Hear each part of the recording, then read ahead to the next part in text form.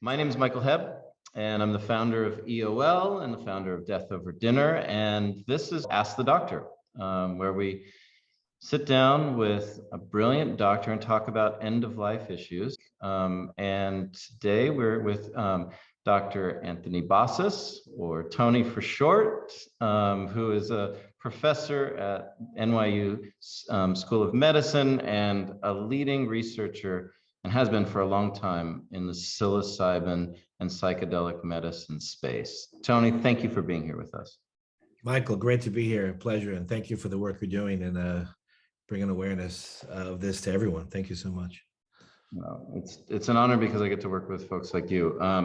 We're going to start with not a question about psychedelics, but a question about death anxiety, because a lot of the work that you do has been centered around death anxiety and other things that we face. But let's start there. What is death anxiety? What have you learned about it? How do people know if they have it? And how does it show up in their lives? Great. Thank you, Michael. Yes, this is it's been my primary interest in the psychedelic treatment space. And predating that is a longstanding interest in palliative care and working with patients at the end of life at a palliative care center. So it's important to bring awareness to this. So it's important to also separate things that are somewhat not true. Because one is dying doesn't necessarily mean they need to be majorly depressed, although that often is the place at the end of life. But we know that depression, hopelessness, demoralization, which I'll talk about in a moment, can be treated at the end of life. Sadly, hopelessness and depression, when untreated, can lead to a desire for a hastened death. And we see a growth now in these physician-assisted suicide models that I think deserve conversation.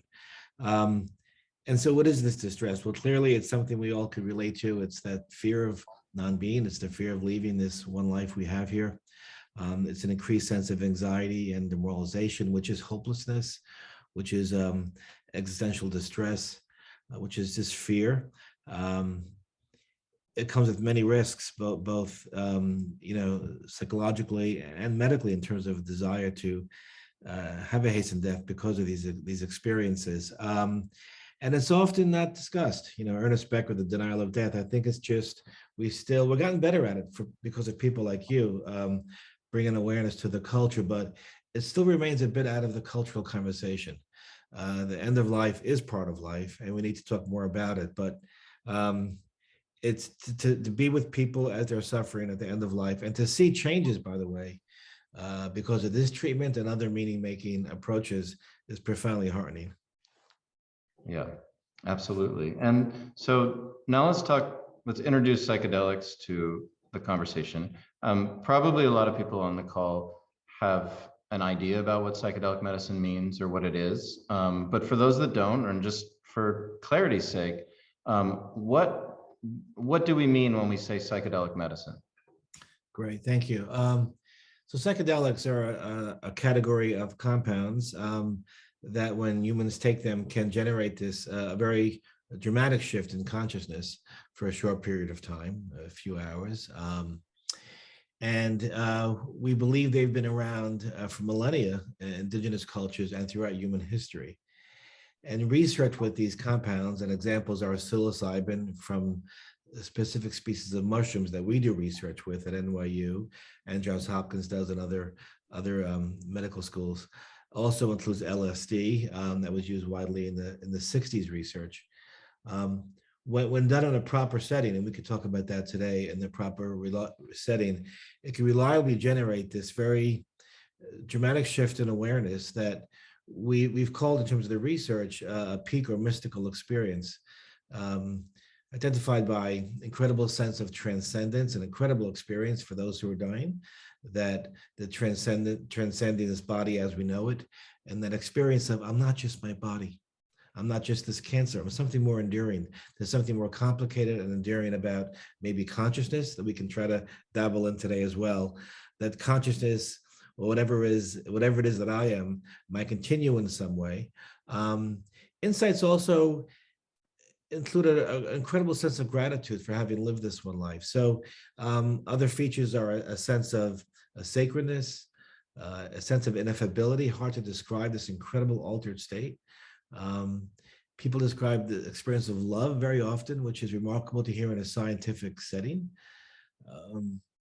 And it's interesting because in a way it begs the question, are we wired for meaning? And I think we are. These experiences have been happening throughout human history. They form the foundation of the major religions, that the major religions are this mystical core, so to speak. And you see these experiences written throughout time by religious leaders, by poets, by everyday people. There's a Pew study recently that showed 49% of Americans have had some kind of peak or mystical experience that we can access other ways as well.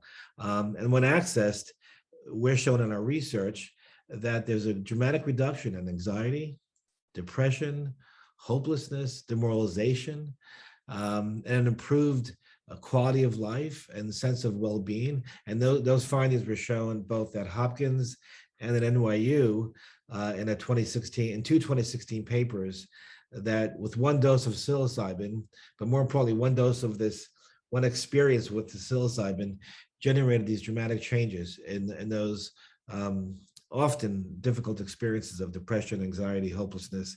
And now we're moving forward with other trials. And I hope, Michael, that in 5 years or so, hard to predict everything these days, that these medicines are rescheduled, meaning federally allowed for a variety of clinical indications, not to go out and get it at your local CVS on your own, but to go to regulated centers where people can sit with trained therapists, which we use in the trials, to have this experience and hopefully mitigate that suffering that is so common with terminal disease. Let's talk a little bit about the research, more specifically, because many people know that there was a lot of research done in the 50s, 60s, and then stopped kind of abruptly and dramatically. And psychedelics got a really bad name for a while. And now it's started again.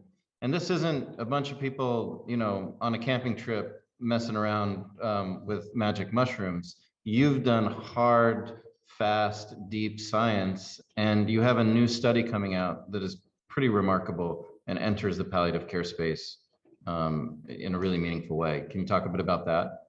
Sure. And just to jump on what you just said and to echo that, right, this research began in the 1960s, even before a bit in terms of the medicine being used in research.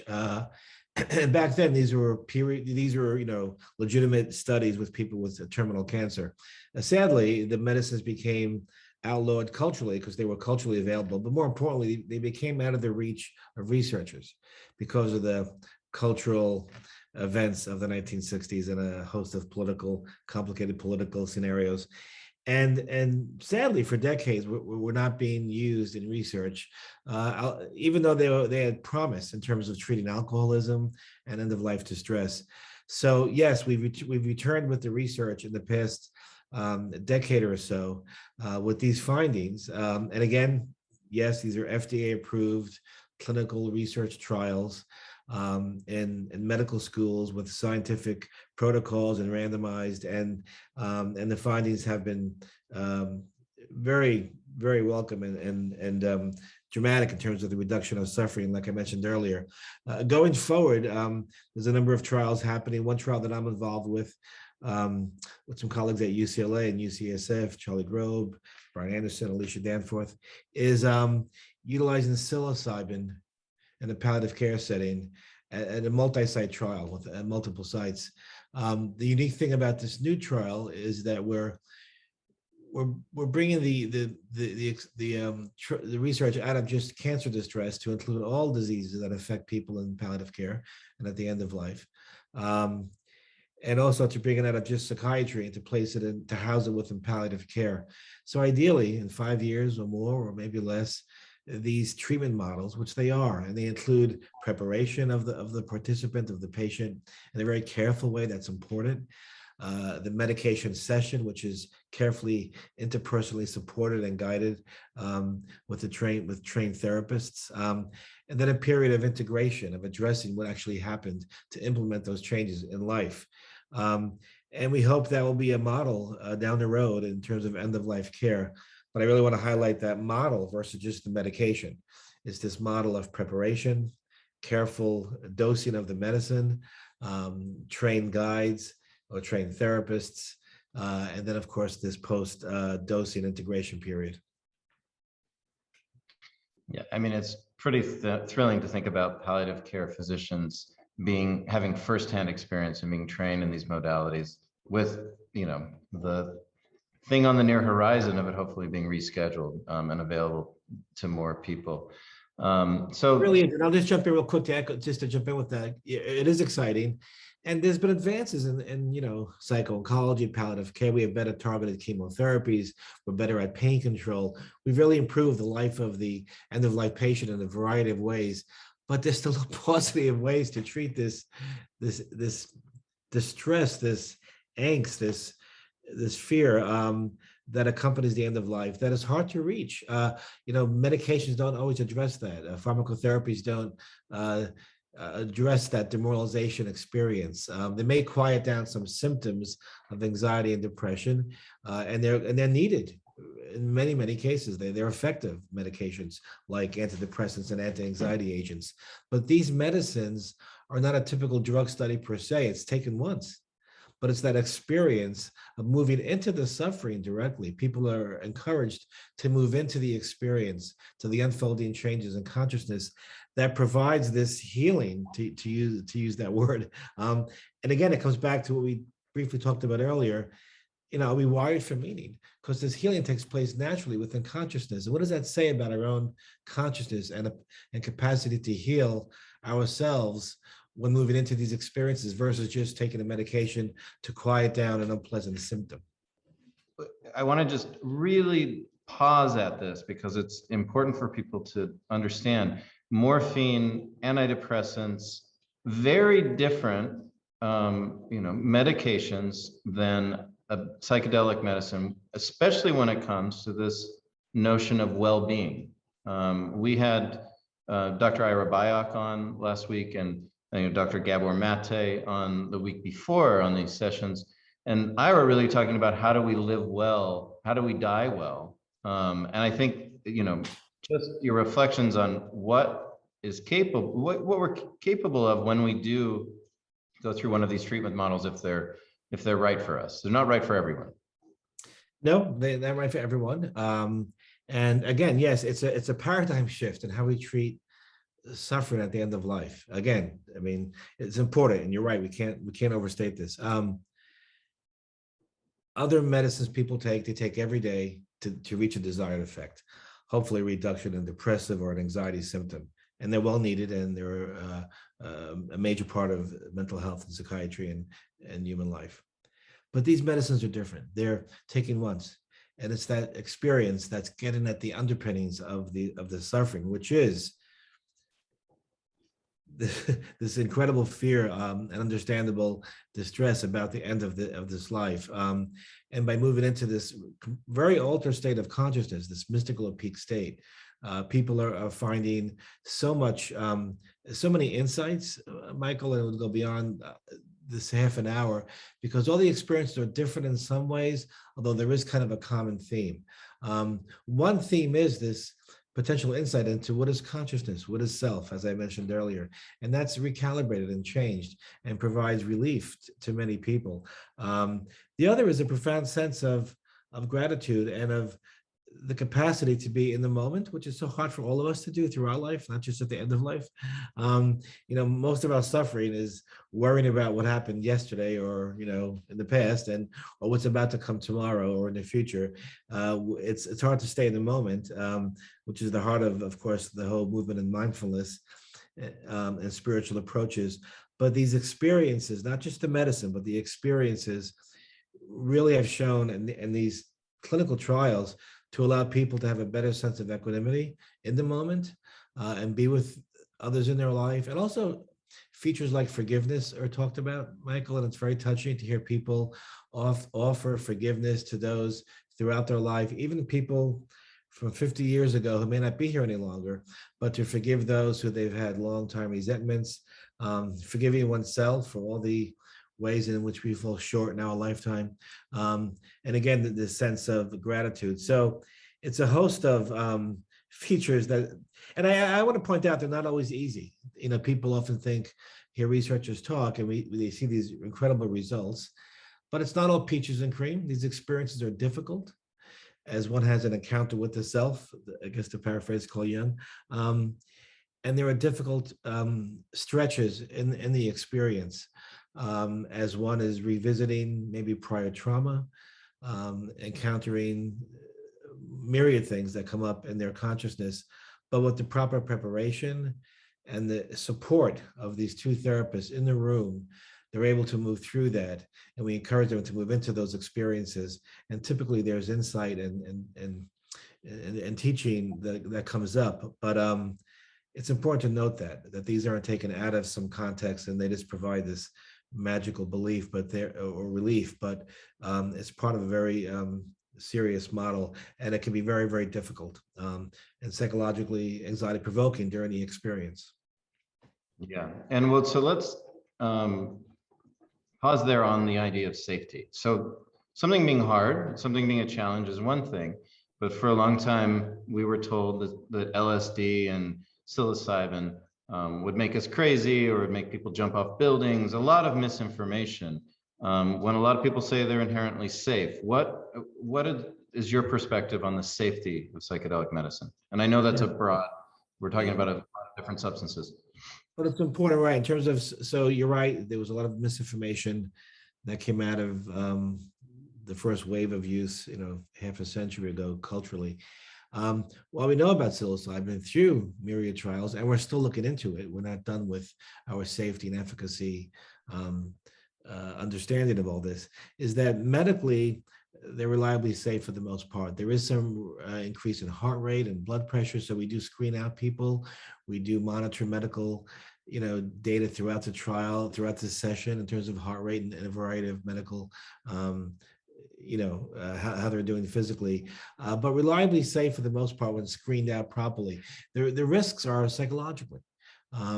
When done out of this setting, a lot can come up. If people aren't screened properly and there isn't a proper intention, which we cultivate in these studies, they can be quite disorienting to the unsuspecting person. So, but medically, we're finding in our trials they're safe when done properly, and people are screened properly. And there is screening for medical and psychiatric rule outs and rule ins, and there's monitoring throughout the trial. So, that's our job here, to really understand and examine efficacy and safety. So when these medicines are hopefully rescheduled and at some time have a role in end-of-life care, we know how to administer them and how to really utilize this model. Yeah, and if we look at it in contrast to the quote-unquote safety of a lot of other medications that are currently administered on the market, they look pretty like a pretty safe option. Right. I'm not a physician, but medically they're safe. Yes, and other medications aren't always so safe. And again, to drive home this point, it's a paradigm shift in how we treat people. It's not just quieting down a symptom; it's introducing, ideally, this change in awareness of what's actually happening, the big questions: life, death, consciousness,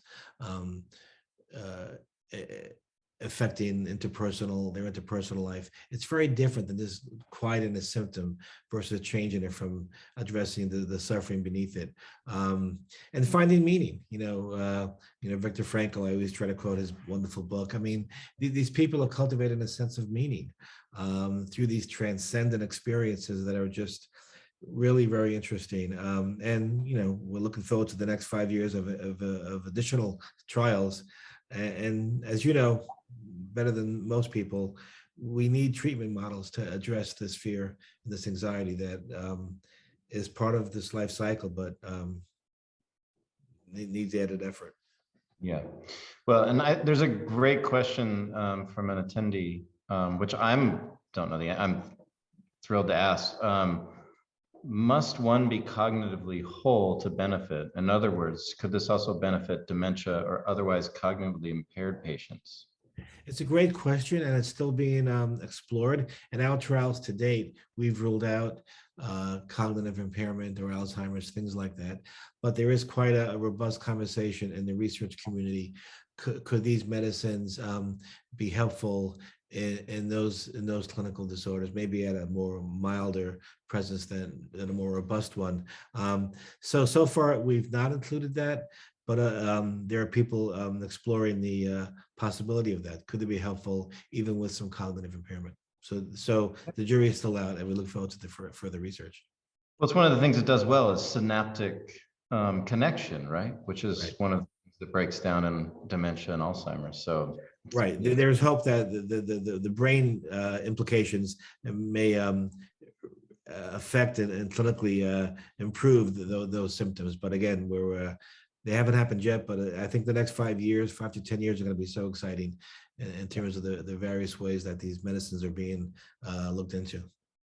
yeah, so there's multiple questions coming in from death doulas, other clinicians about access. Is there a way to get patients into trials? Is there a way to get an individual into trial? Is it a wait and see? How do people start to find benefit other than reading about the research? Yeah, it's one of the harder parts of doing this work for all the researchers is all the emails we get from people who are suffering, asking, how do I get access to these medicines? And it's difficult because there's no easy answer and easy access. So these medicines so far are available in these FDA-approved clinical trials. There aren't many of them. There've been 3 to date published, and there's a few others emerging soon. One was just finished in a clinic outside of Baltimore.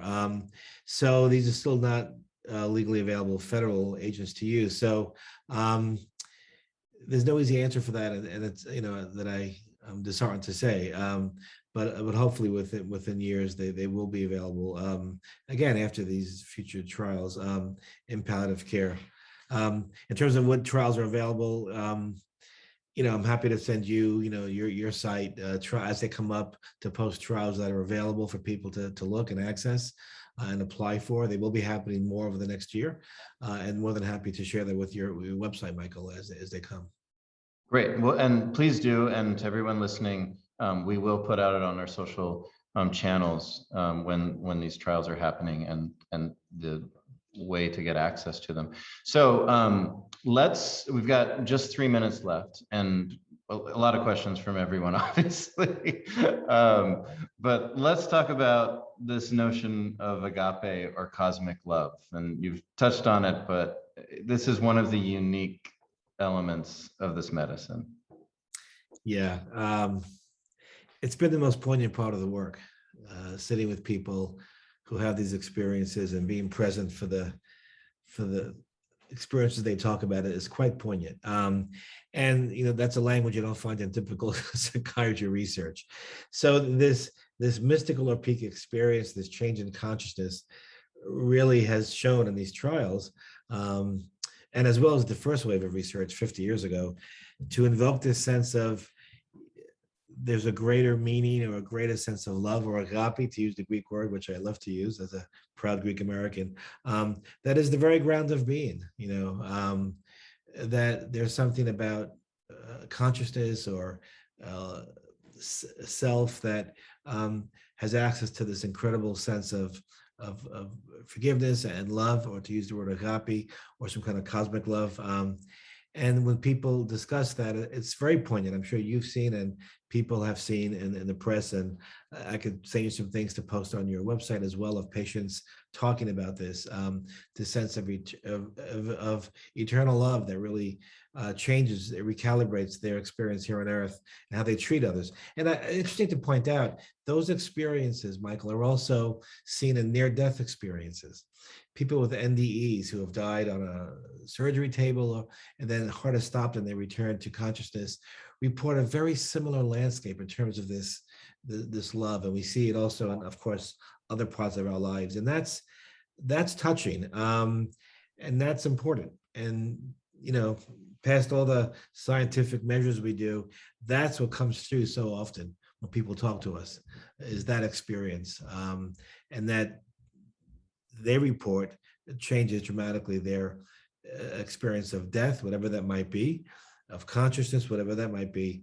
But and importantly, their time here on Earth, which is limited for all of us. Yeah. Well, I've started to think of end of life as a period that can be about great healing.